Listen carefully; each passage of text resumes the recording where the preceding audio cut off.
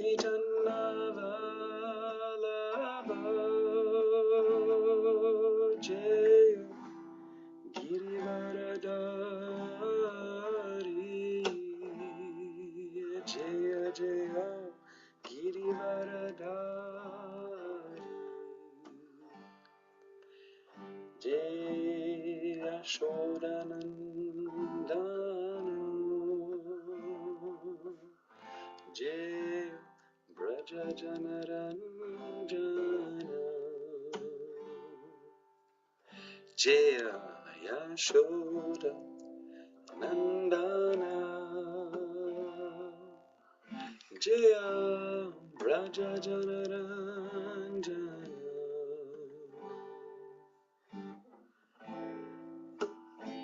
Yamuna Tiravanachari Jaya Kunja Bihari Jaya Kunja Bihari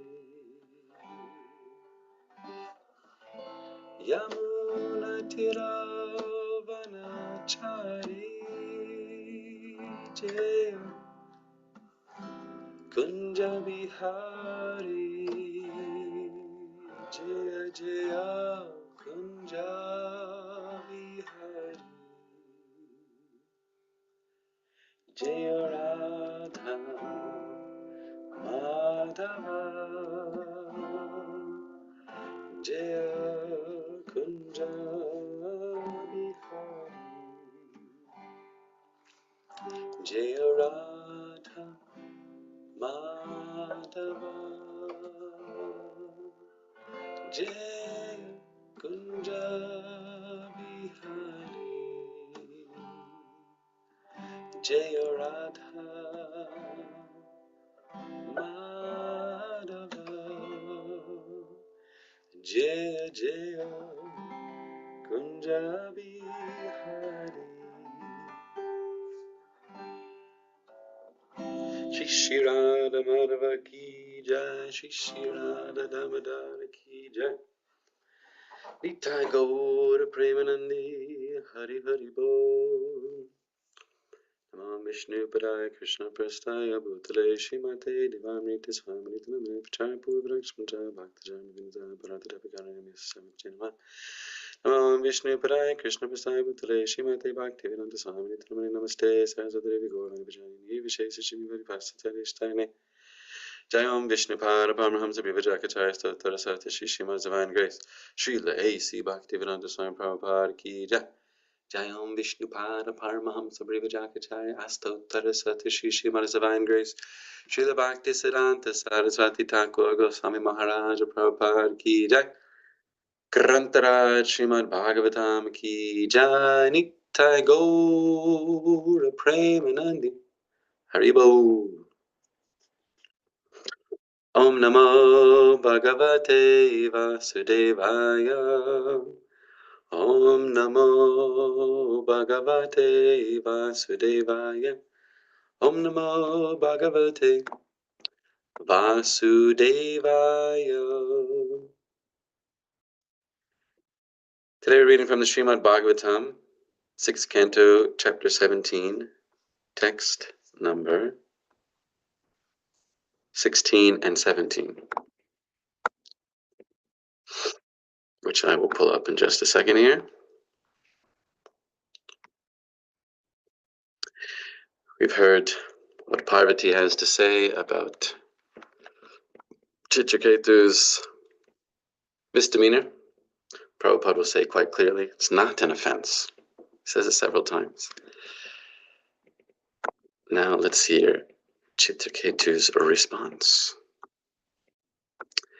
Text number 16 says, Shri Shukovacha evam shaptas Chitraketur vimanad avaruhya saha prasadayam asasantim murdna namrena bharata.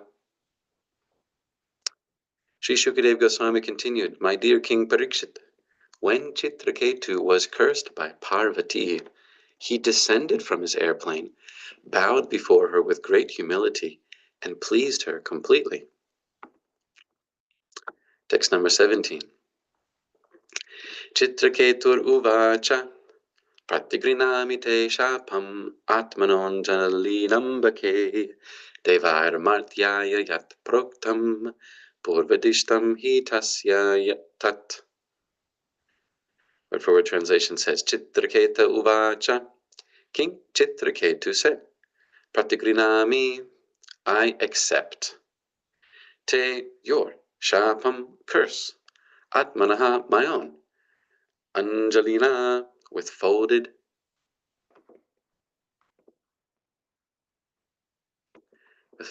hands. There's a typo in this vedabase.io website. That's all right. With folded hands. Ambike, O mother. Devai, by the demigods. Martyaya, unto a mortal. Yat which proktam, prescribed. Purvadishtam, fixed previously according to one's past deeds. He, indeed. Tasya, of him. Tat, that. Translation and purport by His Divine Grace, Srila A.C. Bhaktivedanta Swami Prabhupada, Srila Prabhupada Ki Jai.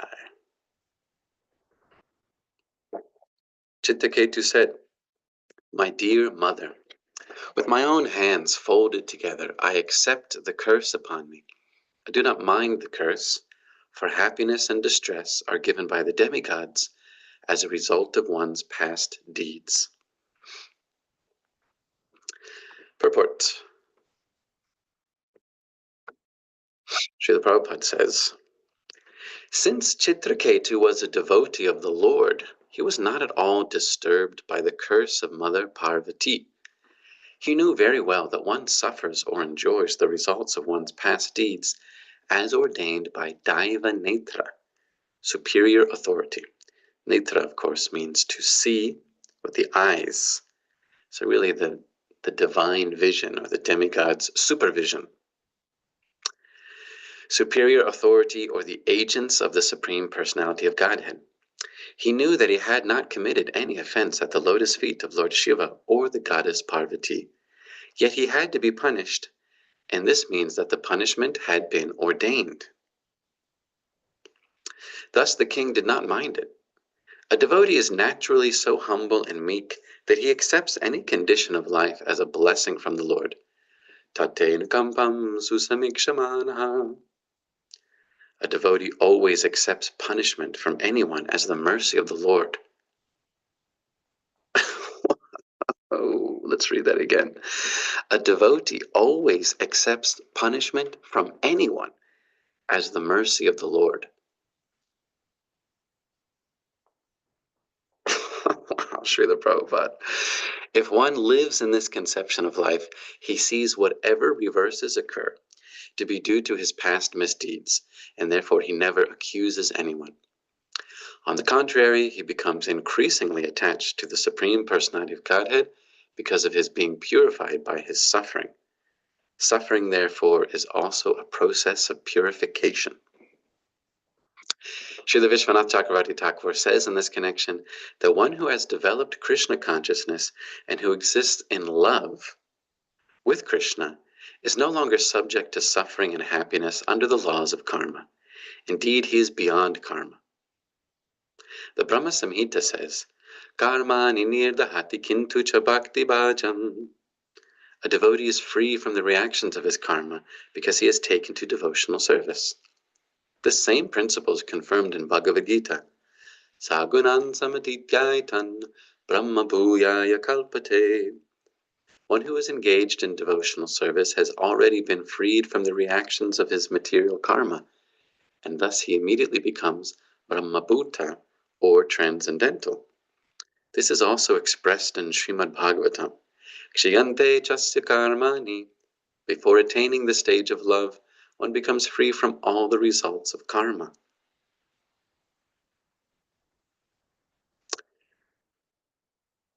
The Lord is very kind and affectionate toward his devotees, and therefore a devotee in any condition is not subjected to the results of karma. A devotee never aspires for the heavenly planets. The heavenly planets, liberation, and hell are non-different for a devotee, for he does not discriminate between different positions in the material world. A devotee is always eager to return home back to Godhead and remain there as the Lord's associate. This ambition becomes increasingly fervent in his heart, and therefore he does not care about material changes in his life. Prabhupada's throwing down some bangers right here. This ambition becomes increasingly fervent in his heart, and therefore he does not care about material changes in his life.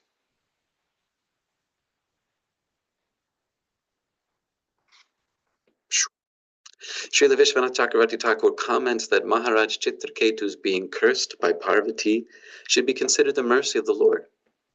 The Lord wanted Chitraketu to return to Godhead as soon as possible, and therefore he terminated all the reactions of his past deeds. Acting through the heart of Parvati, the Lord, who is situated in everyone's heart, cursed Chitraketu in order to end all his material reactions. So the Lord cursed Chitraketu, acting through the heart of Parvati.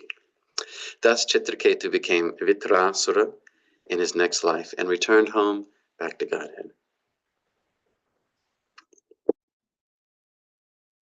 Om Jnanatimarandasya Gyananjana Shalakaya Chakshurun Militam Yena Tasmai Shri Gurave Namaha Shri Chaitanya Manobhishtam Stapitam Yena Bhutale Svayam Rupa Kadamahyam Darati Svaparantikam Vandeham Shri Guru Shri Yuta Parakamalam Shri Gurun Vaishnavamscha Shri Rupam Sagrajatam Sahagana Gunatam Vitam Tam Sajivam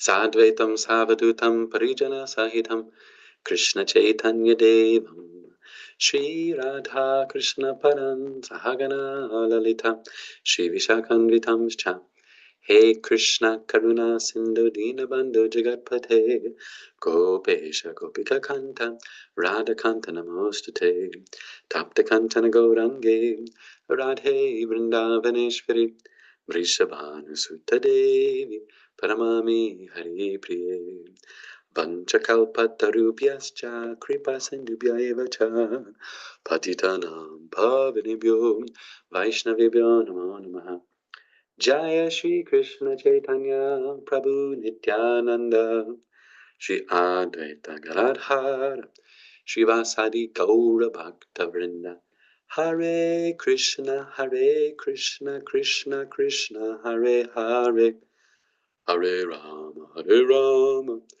Rama Rama Hare Hare. Chitraketu said, My dear mother, with my own hands folded together, I accept the curse upon me. I do not mind the curse, for happiness and distress are given by the demigods as a result of one's past deeds. Such an enlightened perspective by Chitraketu is something that we should all aspire for. To see any punishment from anyone as the mercy of the Lord. And we get plenty of punishment. And it might not always be like mom and dad punishing, but there's all sorts of reverses and conflicts and someone saying something about us. If we should be so lucky that the devotees are talking about us, or even, and then saying something which might be critical or negative. Still, a devotee sees that all of these things, however they may manifest, is a blessing from the Lord, the mercy of the Lord. Tate nukampam susamikshamanaha. Once Srila Prabhupada said that this verse should be the motto of every devotee in ISKCON. From the 10th canto, chapter 14, the prayers of Lord Brahma, text number 8. Tate nukampam susamikshamanam bunjana evatma kritam vipakam. Hridvag vapurvir vidadan namaste, jiveta yo mukti pade sadhaya bhak. Wherein Brahma says that a devotee, just tolerating any sort of difficulty that may fall upon him, still continues to offer devotion to the Lord with his heart, with his words, with his actions. And this way one becomes eligible for liberation. Indeed, it is his rightful claim. Prabhupada wanted this to be our motto. And that means tolerating any sort of thing that happens, especially in the association of the devotees. Although herein he says, a devotee always accepts punishment from anyone as the mercy of the Lord. And Prabhupada clarifies even further, saying that through the heart of Parvati, the Lord himself cursed Chitraketu. Then it begs the question, what is a curse and what is a blessing? To be born as Vitrasura, a demon, but to maintain his Krishna consciousness and then to return back home, back to Godhead, first enlightening so many people through his conversation with Indra. Is that a curse? That sounds great. That sounds really nice.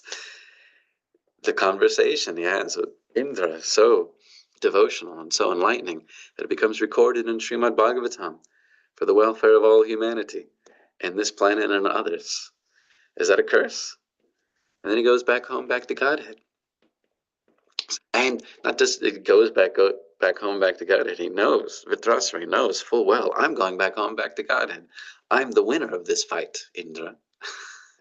You might be winning the battle, but I've won the war with Maya, as Prabhupada would say. We're in a war against the material energy. So is that a curse? Is it a blessing? In the thick of it, we see so many things as curses and reverses. How could this happen to me? Why am I not victorious in this particular situation? In the heat of the moment, owing to our attachment to our body and senses, we think this doesn't feel good at this very moment, like a dog. A dog's only thinking, this feels good, this doesn't feel good. Where do I find something that feels good? You know, they're very simple emotional experience. No offense to all the dog lovers, but they're a bit on the simple side. And so we can take lesson. Does this feel good? Does that not feel good? It's like a dog's life. In the heat of the moment, that's how we may be thinking. Oh, this is not good. Oh, this is good. And we chat with friends and family in a colloquial way. What are you doing? I'm doing this. Oh, that's good. Oh, this happened. Oh, that's not good. And we go on and on and on like this. And it might be appropriate in certain situations just to keep the peace with family members. But devotees should know that this is all superficial. Srila Krishnadas Kaviraj Goswami says, actually, there is no good and bad in this world. Both of those are an illusion. There is only service to Krishna, love of Krishna. As Bhaktivinoda Thakur would say, the holy name of Krishna and devotional service, these are only eternal, and the jiva. He says the holy name of Krishna and the jiva, these are the only eternal things in this world. Everything else is temporary. Everything else disappears. Now, if we have that perspective, which is the very definition of intelligence, to be able to see beyond just this moment, to see the outcome of something further down the line in time, then, yes, a devotee always accepts punishment from anyone as mercy of the Lord. One sees everything as the mercy of the Lord. If we are so intelligent, like Vritrasara, Chitraketu, to know, I'm going back home, back to Godhead. And so, dear mother, thank you. Thank you for being involved in the service of the Lord. That's why he's saying, I don't mind. I completely accept this curse upon me. I don't mind the curse. Perhaps he sees curse, blessing. This is the mercy of the Lord. Happiness and distress are given by the demigods as a result of one's past deeds. So this is a very profound and intelligent perspective that we should all hope to realize at some point. Anything. I mean, just look at this sentence that Srila Prabhupada wrote. Srila Prabhupada wrote these words for us to read. A devotee always accepts punishment from anyone as the mercy of the Lord. I had the good fortune of being told this explicitly by my spiritual master, His Holiness Devamrita Swami. In some situations where apparent reverses seem to have been instigated and orchestrated by other devotees, right? We've all been in this situation. The other devotees, They're out to get me. They're all jealous of my incredible quality, and they're all trying to bring me down to lift themselves up, right? We've all had this paranoia, or we might have all been involved in some petty drama in this world like that. But my spiritual master made very clear, he said, even if it were true that some devotees were thinking about you so much that they were trying to bring you down, still, he said, you should see everything as the mercy of the Lord and think, how can I improve in my devotional service? How can this situation teach me to improve in my devotional service? So Gurudev told me this explicitly.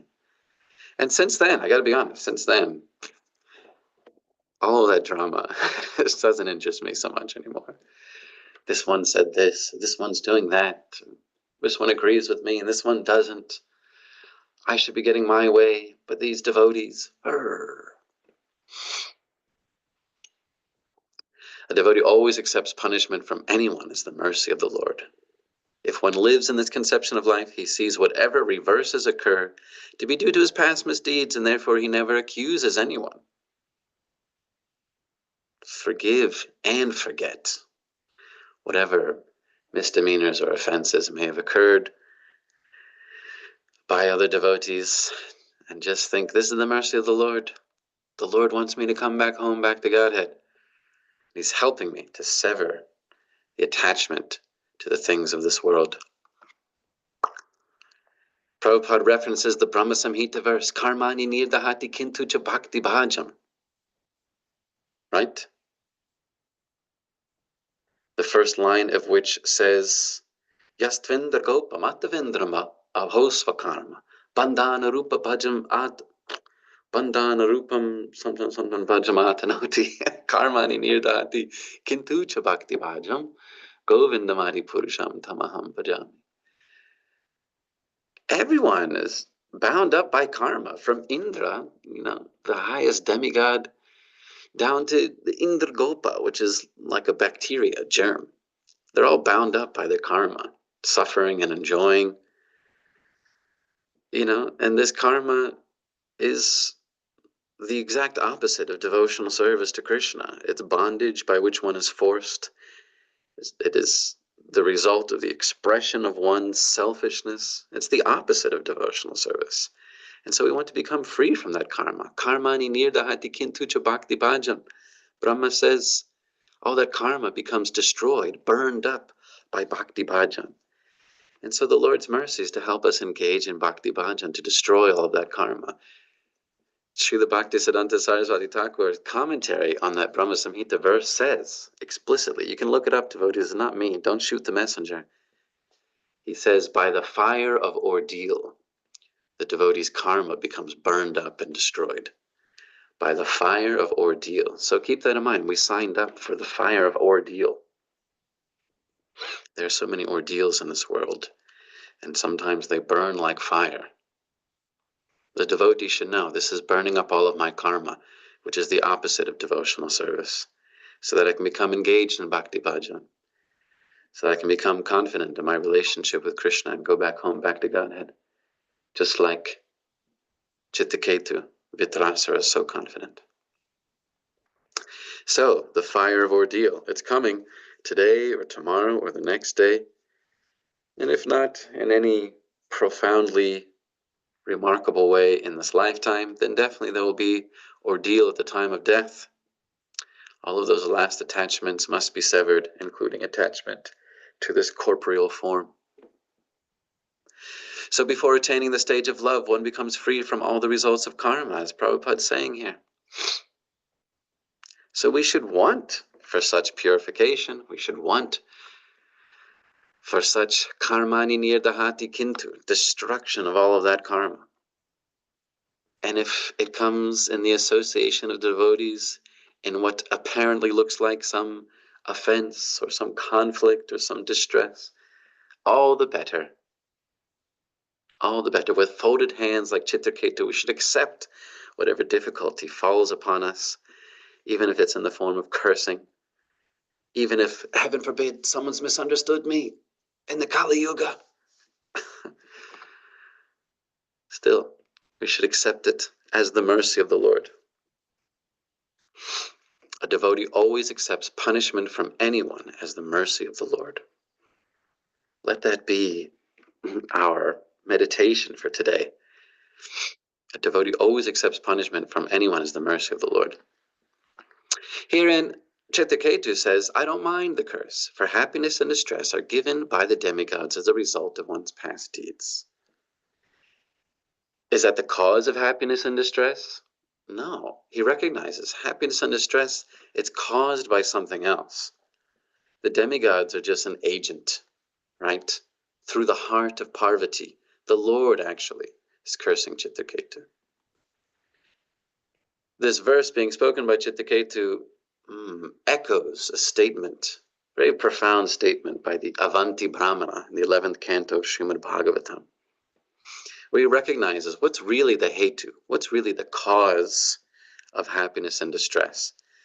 The demigods are an agent, but he recognizes there's so many agents. The Avanti Brahmana, he says this incredible verse, and ask everyone to please contemplate this every day. Janasya no. Nayam jano me sukha dukha hetur. Nadevatatma graha karma kala. Manaparam karanam amananti. Samsara chakram parivartayad yat. Janasya nayam jano me sukha dukha hetur. He says when it comes to the hetu, the cause of the sukha and dukkha, the happiness and distress, he recognizes it's not all these people who are cursing me. This Avanti Brahmana, he, as a result of his conviction in devotional service, his adoption of the sadhana bhakti lifestyle, he became the object of ridicule, even from his own family and friends, because previously he wasn't very Krishna conscious. And then he took seriously to the practice, and others, they would ridicule him, make fun of him, curse him even, for being not as enthusiastic about his materialistic life and his materialistic duties. And so, yeah, he was suffering at the hands of all of these people who would mock him, insult him, spit upon him. But he said, Nayam jano me sukha dukha hetur. These people are not the cause of my happiness and distress, referring to all the people who are actually inimical towards him. They're not the cause of my happiness and distress. Na deva, it's not the demigods. Atma, it's not my body. Graha, nor is it the planets. You know, the astrological influence. Karma, it's not even the results of past deeds. Kalaha, or the influence of time. None of these things is the real cause of the happiness and distress, although they might be agents. They might be participating in that drama, you know, speaking one line, saying one role, playing one part in this performance. But he says, Mana param karanam amananti. The real cause, the real karana, is the mind. It's the mind alone which causes all of the happiness and distress. Samsara chakram parivartayadyat. It's perpetuating my existence in this world, this samsara. It's the mind alone is really causing it. All of these other people, even the demigods, the planetary influences, even my past karma and time, even my body, these are all just different agents, different flavors in this dish of happiness and distress. Some of it tastes good. On this side, it tastes really good. On this side, it tastes really bad. You know, sometimes the prasadam isn't always a hit. Some of it's good. Over here on this side of the plate, it's really nice. And on that side, a little too much salt. And everybody's contributing a particular flavor. But it's caused by the mind. That's where the happiness and distress is caused. Not externally, not superficially.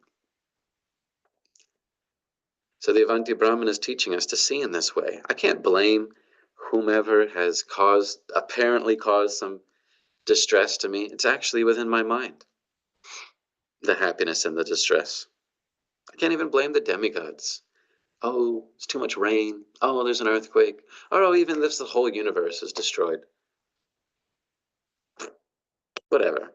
I mean, eventually, Lord Shiva has to come and destroy this whole universe. So be it. The happiness and distress is caused by my mind only. Mana param karanam.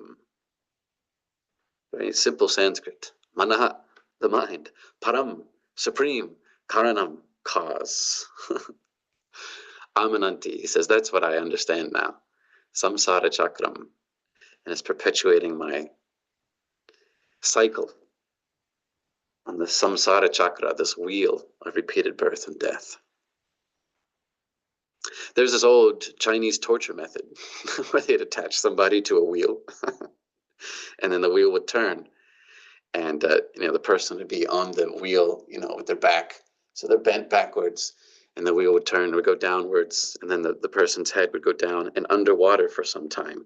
And then the wheel would keep turning and then they'd come back up and then it'd turn around again and go underwater, come back up. And so as we're going down, we're thinking, oh, this is the stress, the pain, the suffering. Oh no, I'm underwater. Life is so bad. But then as you come back up out of the water, oh, this is so good. I can breathe. There's so much happiness. And on and on and on it goes. So the devotee is only concerned with devotional service to Krishna. How can I be engaged in devotional service to Krishna? And if we see every curse, every punishment, every offense as the mercy of the Lord, then one engages in devotional service. Ridrag vapurir vidadanamaste. Jiveta yo mukti padesa. And for such a person, liberation from this material world, and indeed devotion to Krishna, becomes his rightful claim. Krishna is very pleased with someone who is able to tolerate the offenses caused by others, and in this way break the cycle of violence. Someone has to tolerate and break the cycle of violence. Someone has to forgive and to forget. And as we discussed earlier, that doesn't mean that a person who does something offensive shouldn't be punished, but still, a devotee forgives and forgets, does not continue that cycle of violence in punishing others or causing offenses to others. This is what we should really try to do, dear devotees, because every one of us in the community of devotees will experience some distress, will experience some difficulty in the association of other devotees. And we might want some justice, we might want some punishment for that person. But Prabhupada's saying explicitly here that a devotee does not do that.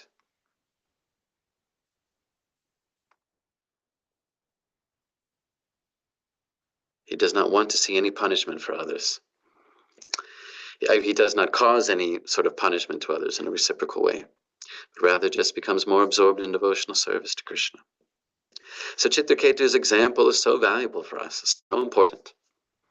Let me be engaged in devotional service. Anything that assists in that engagement in devotional service, I consider the blessing of the Lord. And he accepts the curse so wholeheartedly from Parvati, so enthusiastically.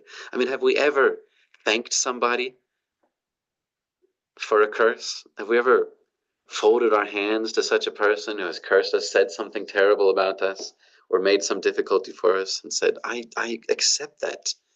I don't mind at all. Like with gratitude, can you imagine? Can you imagine how therapeutic that would be? I'm so grateful that you've given me this difficulty or that you've said this thing about me. I recognize that you're an agent of the mercy of the Lord so that I can become closer to him, so I can become more dear and more engaged in devotional service, so that I can sever my bonds of attachment and affection to this world, so that I can become fully convinced of having only Krishna as my shelter. Sri Krishna Sharanam. I thank you for that. This is how Chitraketu is replying. Imagine if we did that in our Vaishnava community. It would be so sweet and so wonderful, so much love, that naturally anybody who would who's on the receiving end of such appreciation for the curse would be affected in the heart as well. I can't remember in this chapter if that's how Parvati reacts, being impressed by Chitraketu's attitude of gratitude. But we'll have to tune in and find out. Still, we should know for sure that this is great policy. Receiving every curse as a blessing, taking it upon one's head, recognizing as the mercy of the Lord, inspiring me to go back home, back to Godhead, and even being thankful to one who commits, who is the agent of our suffering or our distress. That's an incredibly effective policy for pleasing Krishna and for going back home, back to Godhead. That doesn't mean that someone who's done something illegal and criminal should not be punished for their own crimes. That should certainly happen. But still, to have this attitude of gratitude, to really recognize as the mercy of the Lord, would be so effective, so powerful.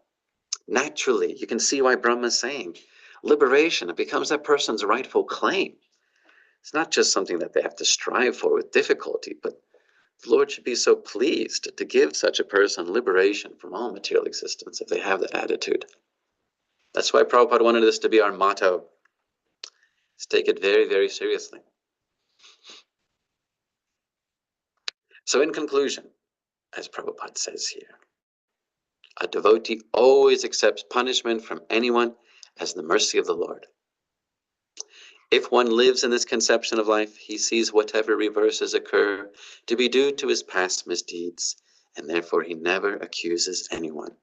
Dear devotees, we must adopt this attitude so that we can be happy and healthy in the association of the Vaishnavas, to be free from offensive mentality, to be free from reciprocal punishment, to break any cycle of violence that may exist within our devotee communities, to create an attitude of gratitude, to inspire everyone to go back home, back to Godhead, just like even the demon Vitrasura did.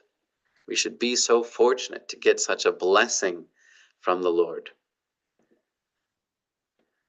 Hare Krishna. I think this point is abundantly clear in Srila Prabhupada's expert purport, as always. He throws in some sentences there which really just knock me off my feet when he says things like that. Acting through the heart of Parvati, the Lord who is situated in everyone's heart, cursed Chitraketu in order to end all his material reactions. I mean, Prabhupada makes these statements. We could just think about one sentence in Srila Prabhupada's purports for hours, for days. You know, it just, you read it and you can't help but think about it for such a long time. There's so much there. If we could understand even one of the sentences in Srila Prabhupada's purports today, it would revolutionize our life and our interactions with all living beings, and especially with the devotees. If we could just get it, one sentence in this purport. Hare Krishna. Yes, Dasi Prem Prabhu, you have some comments or some challenges?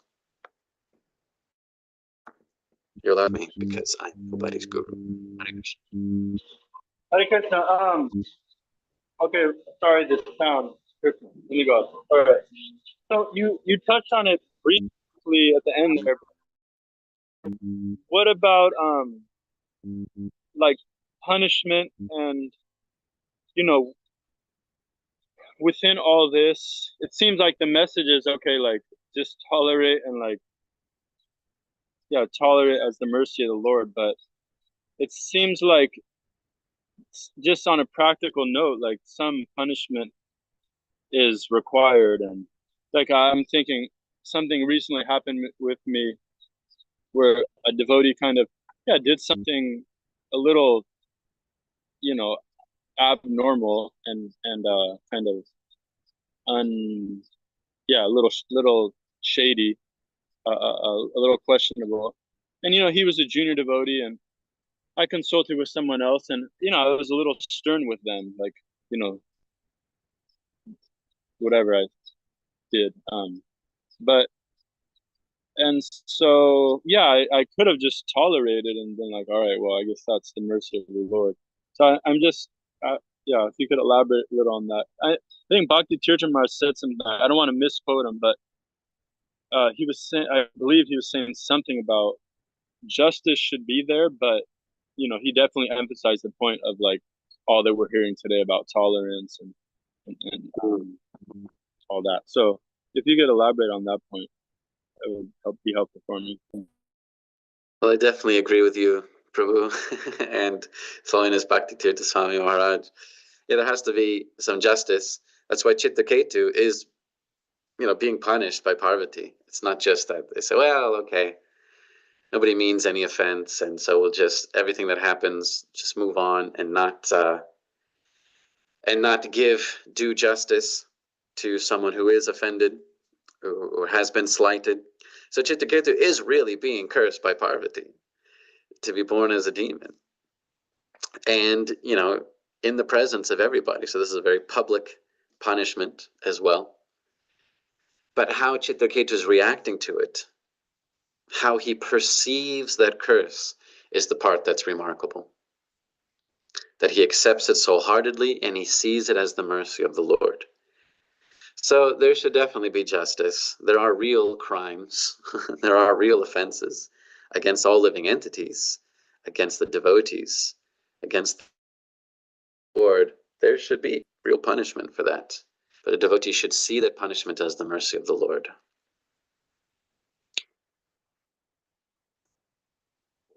Even if someone is very advanced in bhakti, even if someone holds status, they should be punished if there's some offense made. And if they're a pure devotee, they will accept that punishment wholeheartedly, seeing it as the mercy of the Lord. And as I said, they can be a pure devotee in jail. Because unfortunately, there have been such incidents where persons who have a lot of responsibility and status and who enjoy all the benefits of being a popular leader, they've done things which are offensive to others. And it might be the mercy of the Lord for that person and for the person who is offended. That doesn't mean that, okay, we just let everything go and just drop it. Let's all just move on, even if someone has harmed another person or done something,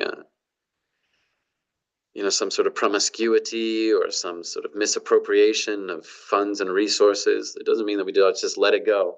Let's all just go take prasadam and not worry about it. No, there should be real punishment. And if such a person is really advanced in Krishna consciousness, they'll see it as the mercy of the Lord, and they can be a pure devotee in jail, or they can be a pure devotee in death. So I think that punishment is important. Justice is important, and that's what's happening to Chitraketu. But how he perceives it, tatenu kampam susamikshamana bunjan eva makritam vipakam hritvag vapurbir viridan namaste jiveta yomuktipade sadaibak. He sees that this is the mercy of the Lord. The Lord is helping me to return home, back to him, sooner rather than later. And therefore he becomes vitrasara, becomes the impetus of the devotional service for so many, becomes the mouthpiece for the Lord, speaking on behalf of the Lord, inspiring others in devotional service. We should be so lucky. So thank you for sharing, Dasi Prem Prabhu. Of course, with these little things that devotees do, sometimes someone says something a bit uncouth, a bit off color, and we should try to just forgive and forget. We're all getting washed. We're all becoming purified in the association of devotees, as His Holiness Bhakti Tirtha Swami Maharaj would say. ISKCON's like a hospital, and we have some illness. We're all trying to get cured. Sometimes a disease can spread in a hospital. Sometimes even the doctors and nurses can become infected, but we're all trying to become cured of the material disease. And so, we have to have sympathy for those who are really trying to purify themselves as much as possible, especially those who are brahmanas. They must be tolerant. Kshamodamastapa socham kshantir arjavameva. Must be kshantir, must be very tolerant. Let's not make little things into a big issue as much as possible. But if there's some situation where there's real crime performed, then there should be justice. And that means calling the police sometimes. That means having genuine investigation and perhaps even trial and conviction. And that person who's being tried and convicted, if they're a great devotee, they'll see it as the mercy of the Lord, and they can be a great devotee in jail. Hare Krishna. That's my strong opinion, as best as I can interpret from Srila Prabhupada's purport. Thank you for sharing an example, Dasya Prem Prabhu. All right, are there any other comments? Seems that the purport of this verse is quite clear, thanks to Srila Prabhupada. We'll hear more in-depth perspective in the coming verses and purports. I just pray that we can all become so enlightened, like Chitraketu, to see everything, to accept any punishment from anyone as the mercy of the Lord. Oh, Taraka Prabhu, would you like to take us home, literally and figuratively? No. I would like to thank you for a very nice class, and I would like to ask a question, which is there not a difference between tolerating and accepting a situation to be the mercy of the Lord? Is there a difference between those two things, tolerating? Right. And accepting everything as the mercy of the Lord? Well, in the purport to chapter 2, text number 14, Matras Parshasta Konteya Shitoshna Sukadukada Agamapayano Nityas Tam Tatikshas Bharata, right? Krishna tells Arjuna that one must tolerate the non-permanent appearance of happiness and distress, which come and go, just like the winter and summer seasons, right? We have to tolerate it without being disturbed. In that purport, Srila Prabhupada says that in the regular discharge of one's duty, one must tolerate all sorts of difficulties. And he gives the example of taking your bath early in the morning, even if it's cold, or cooking in the kitchen, even in the summer season when it's hot. So therein he describes tolerance as being, there's always difficulties when we're doing our duties. It's not always sensually satisfying. There's some labor involved. You might be sweating, or you might be feeling cold or a little tired. But still, one must tolerate. Tam satikshasva bharata. So it seems to me that's the definition of tolerance. And Brahmanas are especially inclined towards and expected to be very tolerant of all sorts of difficulties with the body and the mind, because they're all temporary. One should be more focused on one's duty.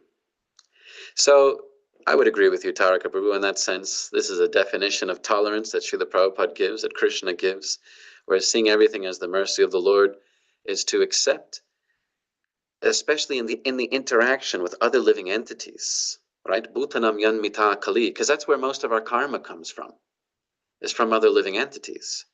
It's not actually just, well, it's hot today. I mean, technically, there's other living entities. The demigods are controlling the atmospheric things. But according to Queen Kunti, most of our karma is coming from living entities. Bhutanam yanmita kali. And we should see that if one of them tries to punish us, one of them tries to make difficulty for us, really has some attitude of animosity, actually, it's the mercy of the Lord. The Prabhupada is saying here, devotees always accepts punishment from anyone as the mercy of the Lord. So in one sense, it's similar to tolerance, but I think Srila Prabhupada's giving a conventional definition of tolerance that's very useful for us. There's always some difficulty as we're discharging our daily activities, our duties. And we should tolerate them and be focused on our duty. But then seeing punishment meted out by other living entities, we should try to see that as the mercy of the Lord. And to take it wholeheartedly, just like Chittaketu, folding our hands.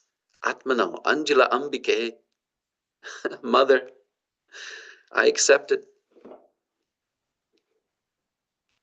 Do you agree, Taraka Prabhu, with that analysis? Of course, there's overlap between tolerance and accepting everything as the mercy of the Lord, but yeah, that's my little insight. I think there's a subtle distinction. There are things that are to be tolerated, and there are things that are not exactly tolerated, but accepted because we understand that, and it's, I guess, a metric of one's advancement that gradually we come to understand how we are, in fact, interacting with Krishna. And he is creating some particular circumstance, and we accept it as his mercy. So acceptance, I think, is different than just tolerating. Anyway, subtle difference. You have a question in the chat. Thank you, Tarika Prabhu. Madhapan Leela asks, how do we tolerate when we have low tolerance level? The answer to every how question is chant Hare Krishna.